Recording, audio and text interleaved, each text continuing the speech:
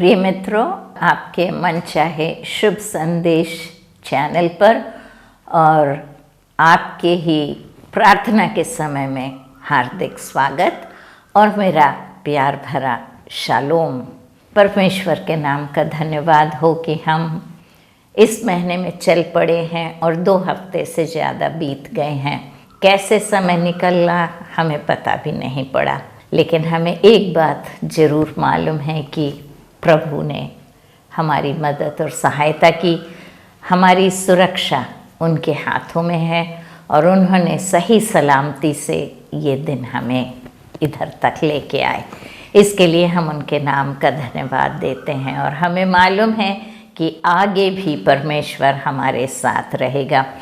लेकिन यदि आप किसी भी कठिनाई से या कोई भी परेशानी से गुज़र रहे हैं और कोई भी तकलीफ़ है, बीमारी है, परेशानी है, तो आप ज़रूर हमारे प्रार्थना के योद्धाओं से प्रार्थना के लिए आप निवेदन कर सकते हैं। और जब आप हमारे दिए गए फ़ोन नंबर्स पे फ़ोन करते हैं तो हम आपके लिए प्रार्थना करते हैं और हमारे प्रार्थना योद्धा जो आपके लिए प्रार्थना करते हैं, हमें विश्वास है कि परमेश्वर उनकी आवाज़ सुनता है, उनकी प्रार्थना सुनता है और आपको उसका जवाब ज़रूर मिलेगा। तो हम परमेश्वर पर विश्वास रखें कि जो कुछ कठिनाई हमारे सामने आएगी, हम अकेले नहीं हैं, लेकिन हमारा प्रभु हमारे साथ है और वो हमें हर प्रकार से हमारी मदद और रखवाली करने के लिए उसने हमसे वायदा किया है। पिछले हफ्ते हमने अपने आप को एक जीवता बलिदान के रूप में परमेश्वर को चढ़ाने की बात कही थी और हमने ये भी कहा था कि जो कोई चीज़ परमेश्वर को भाती है, उसकी मनभावनी है और जो चीज़ें पवित्र हैं, उन सब पे हमें ध्यान देना है और अपने जीवन को हमें पवित्र रखना है, क्योंकि परमेश्वर का वचन कहता है कि हम प्रभु यीशु मसीह के और पवित्र आत्मा के मंदिर हैं। तो इस मंदिर को स्वच्छ रखना, इस मंदिर को पवित्र रखना, ये हमारी ड्यूटी बनती है, हमारा फ़र्ज़ होता है और हमें इस काम को करना है।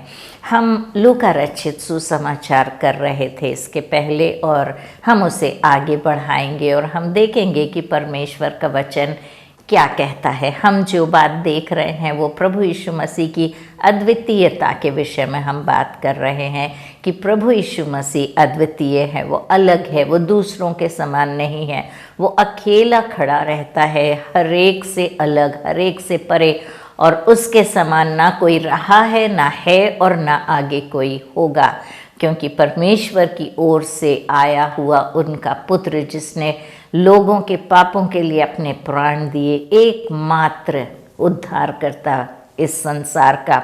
इसलिए हमने उसके विषय में हम शुरू से देख रहे हैं कि प्रभु यीशु मसीह कौन है और उसमें क्यों ऐसी शक्ति है कि यदि हम उनके नाम से प्रार्थना करेंगे तो वो प्रार्थना हमारी सुनी जाएगी।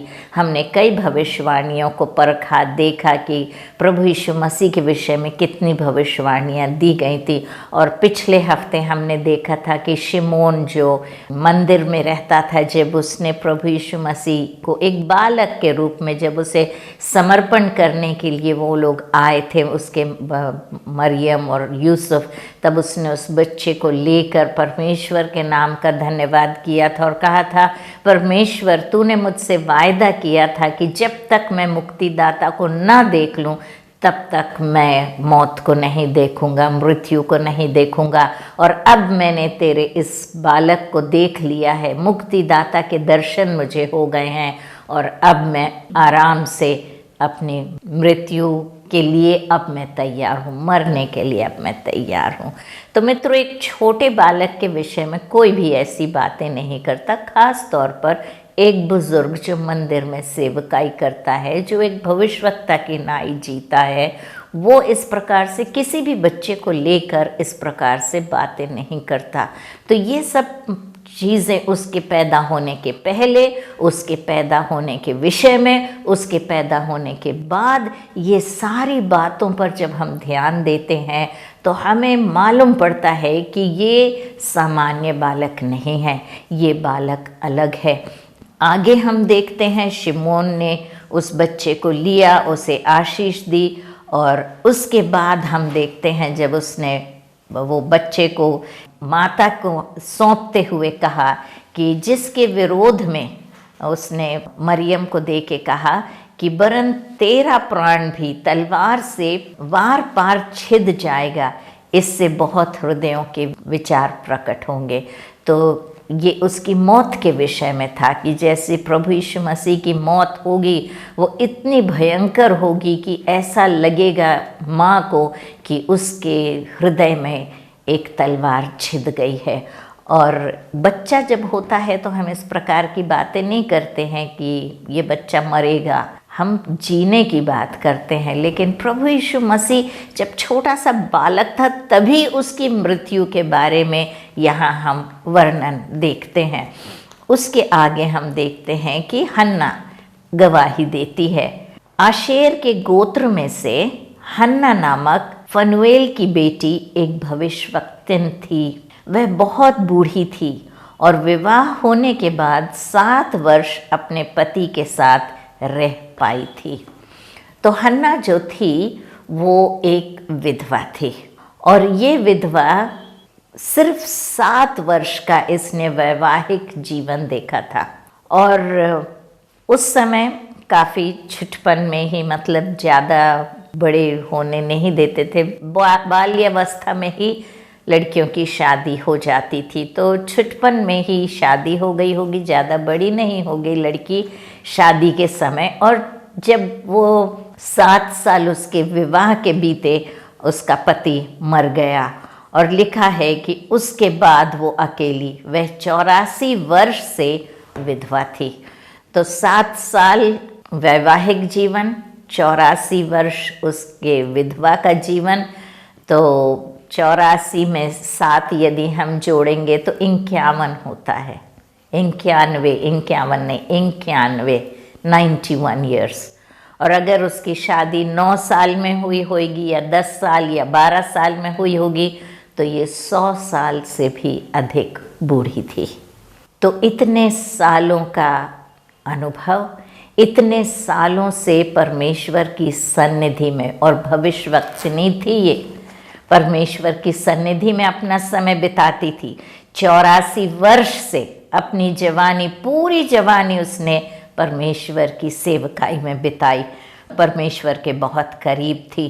लिखा 84 वर्ष से विधवा थी और मंदिर को नहीं छोड़ती थी, पर उपवास और प्रार्थना करके रात दिन उपासना किया करती थी। तो मित्रों, आप उसके आत्मिक जीवन को आप समझ सकते हैं कि उसका आत्मिक जीवन कितना परमेश्वर के करीब था, कितनी करीब थी वो परमेश्वर के, क्योंकि 84 वर्ष तक। और ये सिर्फ विधवा होने के बाद परमेश्वर की भक्त नहीं बनी, ये परमेश्वर की भक्त पहले से ही थी, इसलिए विधवा होने के बाद परमेश्वर के मंदिर में ही आकर बैठ गई और परमेश्वर के मंदिर में पूरा समय बिताती थी। लिखा है उपवास करती थी और रात दिन परमेश्वर की उपस्थिति में उसकी उपासना, उसकी आराधना, उसमें लिप्त और लौलीन ऐसी हो गई थी कि उसे दीन दुनिया की फिक्र ही नहीं थी और ना किसी से कोई लगाव था। ऐसी स्त्री जो परमेश्वर को बहुत करीब से जानती थी, जो उसके हृदय को रोज छूती थी, जो इसे मालूम था कि परमेश्वर क्या बातें कर रहा है, क्या भविष्यवाणी कर रहा है। यदि भविष्यवक्तिनी लिखा है तो इसका मतलब वो भविष्यवाणी करती थी, परमेश्वर उससे बातें करता था, वो लोगों को परमेश्वर के बारे में बताती थी। उस प्रकार से हम देखते हैं हन्ना के विषय में कि ऐसी स्त्री जो परमेश्वर 84 वर्ष से विधवा थी और मंदिर को नहीं छोड़ती थी, पर उपवास और प्रार्थना करके रात दिन उपासना किया करती थी। और वह उस घड़ी वहाँ आकर प्रभु का धन्यवाद करने लगी और उन सबों से जो यरूशलेम के छुटकारे की बाट जोहते हैं, वे बालक के विषय में बातें करने लगी। तो जब मरियम और यूसुफ प्रभु यीशु मसीह को मंदिर में समर्पण करने के लिए लाए, शिमोन के विषय में भी हम इसी प्रकार से देखते हैं। 26वीं आयत में हम देखते हैं, और पवित्र आत्मा द्वारा उस पर प्रकट हुआ कि जब तक वह प्रभु मसीह को ना देख लेगा तब तक मृत्यु को ना देखेगा। और आत्मा के सिखाने से मंदिर में आया, और जब माता पिता उस बालक यीशु को भीतर लाए तो उसके लिए व्यवस्था की रीति के अनुसार करें। तो यहाँ पर वो शिमोन मंदिर में नहीं था, लेकिन आत्मा के सिखाने पर मंदिर में आया।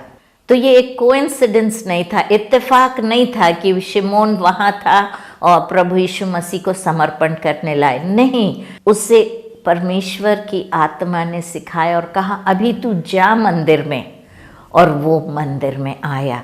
तो ये सब चीज़ें जो पवित्र आत्मा कर रही है, orchestration by the Holi spirit, परमेश्वर सारी परिस्थितियों को जोड़ रहा है, उसकी आत्मा संचार वहाँ कर रही है, हर एक चीज़ को ला रही है एक साथ और उस काम को पूरा कर रही है। इत्तेफाक नहीं है, परमेश्वर की योजना है। और यहाँ हम देखते हैं हन्ना भी वहाँ पर नहीं थी, लेकिन लिखा है कि और वह उस घड़ी वहाँ आकर थी नहीं, लेकिन उस घड़ी वहाँ आकर वह प्रभु का धन्यवाद करने लगी और उन सबों से जो यरूशलेम के छुटकारे की बाट जोहते हैं उस बालक के विषय में बातें करने लगी। तो ये बूढ़ी औरत जो है हन्ना, जो 100 वर्ष से ऊपर है, हो सकता है लकड़ी उसके हाथ में हो और उस लकड़ी को टेकते हुए बूढ़ी होगी, बूढ़ी माँ होगी, वो आती है, आकर इस बच्चे को देखती है और उसका सब लोग आदर करते होंगे क्योंकि भविष्यवक्तनी थी, उसे सब लोग देखते होंगे, उसकी बातों को मानते होंगे। और उन लोगों ने जब देखा तो वो इस बच्चे के विषय में बात करने लगे। उस समय जो लोग मंदिर में थे वो एक गवाह बने, they were eyewitnesses to the glory of God, कि एक छोटे से बालक के, हाँ कोई बड़ा इंसान हो गया है और उसने कोई कारनामे किए हैं या उसने कोई बताया है कि कैसे अद्भुत कार्य, जैसे प्रभु यीशु मसीह की सेवकाई के बाद लोग उसे जानते थे, ऐसा तो अभी तक कुछ भी नहीं हुआ था। एक निस्सहाय छोटा सा बालक माता पिता अपनी गोद में लेके आए थे और जब उसके विषय में इस प्रकार की बातें हो रही थी तो ये परमेश्वर का पुत्र था और जो परमेश्वर ने उसे भेजा था, पिता की ओर से जो आया था। क्योंकि यदि ये ऐसा ना होता तो ये जो बुज़ुर्ग हैं, ये जो भविष्यवक्ता हैं, ये जो परमेश्वर की सन्निधि में उपासना और आराधना करते हैं, जो मंदिर में सेवकाई करते हैं, वो किसी के बारे में ऐसी बातें नहीं कह सकते। और हन्ना वहाँ पर जितने लोग थे जो यरूशलेम के छुटकारे की बाट जो रहे थे उनसे बातें कर रही थी, क्योंकि ये लोग जो यरूशलेम के छुटकारे की बाट जोहते थे ये मंदिर में आकर प्रार्थना किया करते थे, एक्स्ट्रा समय लेते थे, ज़्यादा समय लेते थे। ये लोग प्रेयर मीटिंग के लिए वहाँ आते थे, याचना करने के लिए, प्रार्थना करने के लिए वहाँ आकर परमेश्वर से प्रार्थना करते थे कि अपने मुक्तिदाता को तू भेज, परमेश्वर हमें मुक्ति दिला, परमेश्वर पिता हमें इस बंधुआई से तू बाहर निकाल। इस प्रकार से वो लोग आके छाती पीट पीट कर परमेश्वर के सामने प्रार्थना करते थे और उन लोगों के सामने जाकर हन्ना खड़ी हो जाती है क्योंकि वो भी उनके साथ प्रार्थना किया करती थी। जैसे शिमोन बाट जो रहा था मुक्तिदाता की, वैसे हन्ना भी प्रार्थना करती थी कि यरूशलेम का छुटकारा हो। और हन्ना उन लोगों से जो प्रार्थना में लगे हुए थे और जो परमेश्वर की मुक्ति की बाट जो रहे थे उन लोगों से बातें करती है और उन लोगों से इस प्रकार से कहती है, जब वे प्रभु की व्यवस्था के अनुसार सब कुछ पूरा कर चुके तो गलील में अपने नगर नाजरत को फिर चले गए। तो हन्ना वहाँ प्रभु यीशु मसीह के विषय में बातें करती है और उसके माता पिता इन बातों को सुन रहे हैं कि हन्ना ने भविष्यवाणी की कि यही मुक्तिदाता है जो परमेश्वर की ओर से आया है। तो ये दो बुजुर्गों की गवाही या अगुए या भविष्यवक्तनी की गवाही सुनकर यूसुफ और मरियम दोनों अपने बच्चे को लेकर वहाँ से वापस गलील को निकल जाते हैं। लिखा है, जब वे प्रभु की व्यवस्था के अनुसार सब कुछ पूरा कर चुके तो गलील में अपने नगर नाजरत को फिर चले गए। और जो बालक था वो बढ़ता और बलवंत होता और बुद्धि और से परिपूर्ण होता गया और परमेश्वर का अनुग्रह उस पर था। तो बच्चा बढ़ने लगा, जैसे नॉर्मल सामान्य तौर पे जैसे बच्चे बढ़ते हैं उसी प्रकार का बचपना था प्रभु यीशु मसीह का। अपने माता पिता के साथ वो लोग उसे पाल रहे थे, बढ़ रहा था, वो अच्छी ताकत तंदुरुस्त बच्चा था, बुद्धि और ज्ञान से परिपूर्ण था और परमेश्वर का अनुग्रह उस पर था। उसके माता पिता प्रतिवर्ष फसह के पर्व में यरूशलेम जाया करते थे। जब यीशु 12 वर्ष का हुआ तो वे पर्व की रीति के अनुसार यरूशलेम को गए। और जब वे उन दिनों को पूरा करके लौटने लगे तो बालक यीशु यरूशलेम में रह गया और वह उसके माता पिता ये बात नहीं जानते थे। 12वें साल में लड़कों को मंदिर में लेकर जाया जाता था और वहाँ पर उन्हें फिर से एक बार समर्पण किया जाता था। और प्रभु यीशु मसीह को वो माता पिता लेके गए और वहाँ यरूशलेम में जो कुछ विधि थी उसे उन्होंने पूरा किया। और फिर वहाँ रहने के बाद और उपासना आराधना करने के बाद लिखा है कि वो लोग वहाँ से लौट पड़े। वो रीति के अनुसार, उस पर्व के रीति के अनुसार वे यरूशलेम को गए। और जब वे दिन पूरे हुए तो वे लौटे, लेकिन बालक यीशु यरूशलेम में ही रह गया, वो उनके साथ नहीं गया। और वह उसके माता पिता ये बात नहीं जानते थे। मित्रों, कई बार हमारे साथ भी ऐसा होता है। हम सोचते हैं कि प्रभु हमारे साथ है, लेकिन हम कब और कहाँ उसे छोड़ देते हैं हमें नहीं पता चलता और हमें मालूम भी नहीं रहता कि हमने उसे छोड़ दिया है। इसलिए हम हमेशा सतर्क रहें और चेक करते रहें कि प्रभु हमारे साथ है या नहीं।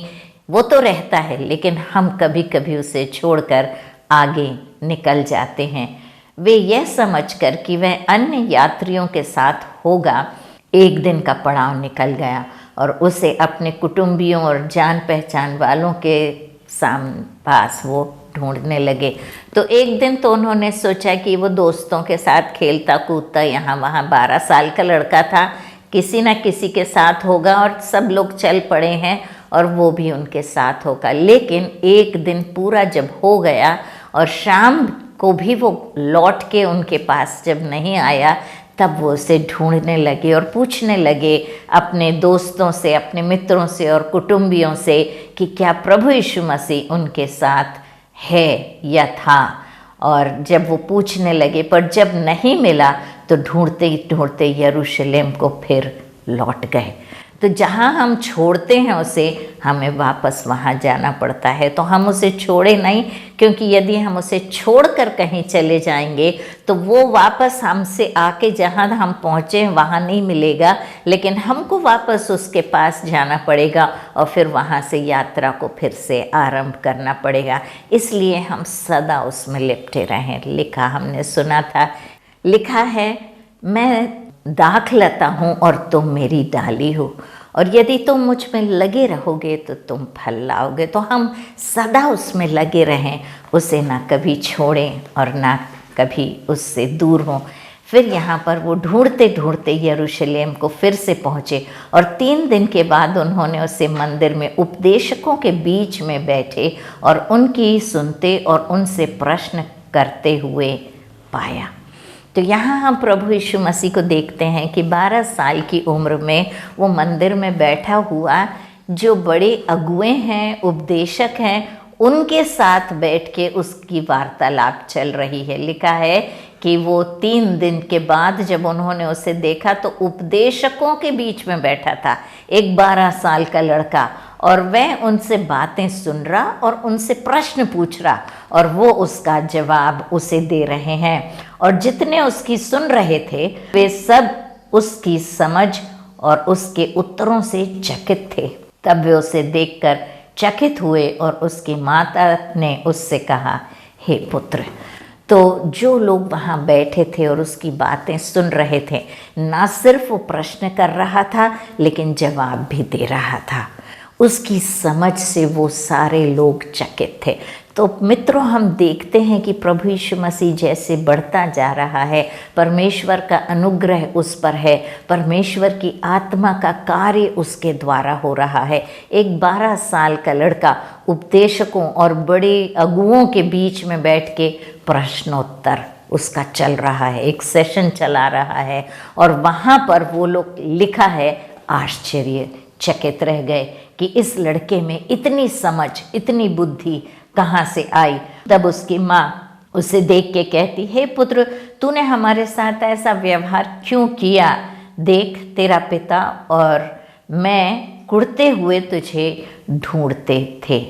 तो वो कह रहे, हम लोग डर गए थे, हम लोग कुढ़ रहे थे, कहाँ चला गया बेटा हमारा, कहाँ चला गया? पहलोटा बेटा था और उसे ढूंढ रहे थे, परेशान हो रहे थे। मरियम रो भी रही होगी, यूसुफ भी परेशान हो रहा होगा।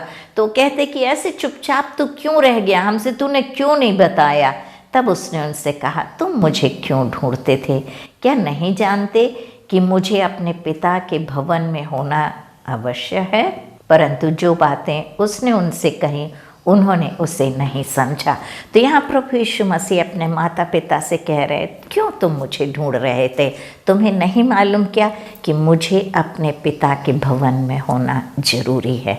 मित्रों, ये प्रभु यीशु मसीह के जो लक्षण हम देख रहे हैं, the qualities that we see in Jesus Christ, उसका व्यवहार, उसका स्वभाव जब हम देखते हैं, कितना अलग और कैसे परमेश्वर की राह पर वो चल रहा है और कैसे परमेश्वर की बुद्धि और ज्ञान को दर्शा रहा है। और यहाँ पर वो अपने माँ बाप से कहता है, तुम मुझे क्यों ढूंढ रहे थे? क्या तुम्हें नहीं मालूम कि मैं अपने पिता के भवन में मिलूँगा या रहूँगा? तो परमेश्वर, प्रभु यीशु मसीह परमेश्वर के भवन में पाया जाता है। वो कहता है कि मुझे अपने पिता के भवन में होना अवश्य है, जरूरी है। परंतु जो बात उसने उनसे कही उन्हें समझ में नहीं आई, तब वह उनके साथ गया और नाज़रत में आया और उनके वश में रहा। और अपने माता पिता ने ये सारी, और उसकी माता ने ये सब बातें अपने मन में रखी। और यीशु बुद्धि और डील डॉल में और परमेश्वर और मनुष्यों के अनुग्रह में बढ़ता गया।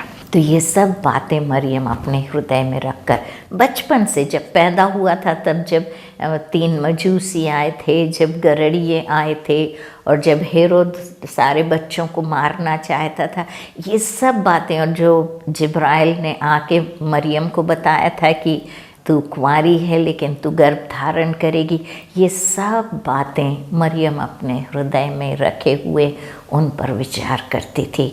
यहाँ भी हम देखते हैं कि उसकी माता ये सब बातें उसने अपने मन में रखी कि सचमुच में जो जिब्राइल ने मुझसे कहा था वो बात सच है। छोटा सा लड़का, 12 साल का लड़का विद्वानों के साथ बैठ के वार्तालाप कर रहा है। जब खेलने के दिन हैं, उसके साथ ही सब खेल कूद में मस्त हैं, लेकिन ये बच्चा परमेश्वर की बातों को खोजता हुआ और परमेश्वर के भवन में अगुओं के साथ बैठा हुआ और परमेश्वर के विषय में बातें कर रहा है। और फिर लिखा है कि वो अपने माता पिता के साथ वापस घर गया और उनके वश में रहा, क्योंकि प्रभु यीशु मसीह का जीवन निष्पाप, निष्कलंक जीवन था। माता पिता के वश में रहना, अपने माता पिता का आदर करना, उनकी बातों को सुनना और मानना। और लिखा है, हम यहाँ 52 में हम देखते हैं, यीशु बुद्धि और डील डॉल और परमेश्वर और मनुष्यों के अनुग्रह में बढ़ता गया। मतलब परमेश्वर की कृपा और अनुग्रह तो उस पर थी, लेकिन मनुष्य भी जब उसे देखते थे तो अचंभा करते थे। कितना अद्भुत बालक, कितना अच्छा बालक, कितना होनहार बालक, कितना इसका स्वभाव उम्दा स्वभाव है, कितना अच्छा है, कितना कहना मानने वाला, सच्चाई पे चलने वाला बालक है। मित्रों, प्रभु यीशु मसीह के नाम से हम जब प्रार्थना करते हैं तो वो हमारी प्रार्थना सुनता है और उसका जवाब देता है, क्योंकि वो परमेश्वर का पुत्र है। आइए प्रार्थना करें। परम प्रधान परमेश्वर पिता, हम तेरे नाम का धन्यवाद करते हैं, धन्यवाद देते हैं आज के इस परमेश्वर वचन के लिए जो हमने सुना। कैसे हन्ना ने तेरे विषय में गवाही दी परमेश्वर पिता, और कैसे तेरे माता पिता ने तुझे 12 साल का जब तू था परमेश्वर पिता, परमेश्वर के भवन में अगुओं के साथ बैठकर वार्तालाप करते हुए पाया। तेरे नाम का धन्यवाद हो प्रभु जी। हम अपने जीवन को आज तेरे हाथ में सौंपते हैं। इस वर्ष के शुरू में ही हम अपने जीवन को तेरे हाथ में सौंपते हैं, और इस साल भर तू हमें चला, हमें अपनी राह दिखा। और परमेश्वर बुद्धि और ज्ञान, जैसे लिखा है कि डील डॉल में और परमेश्वर और मनुष्यों के अनुग्रह तुझ पर था, उसी प्रकार हमारे ऊपर भी तेरा अनुग्रह बना रहे और हम तेरे राह पर चल सकें। हम सबके साथ हो, हमारी मदद और रखवाली कर, और होने दे प्रभु जी कि तेरी ताकत और तेरी कृपा सदा हमारे साथ बनी रहे। आशीषों के लिए हृदय से धन्यवाद देते हुए प्रभु यीशु मसीह के नाम से प्रार्थना मांगते हैं। सुन और ग्रहण कर। आमीन, आमीन और आमीन। जय मसीह के मित्रों, अगले हफ्ते फिर मुलाकात होगी। तब तक के लिए परमेश्वर आपके साथ हो।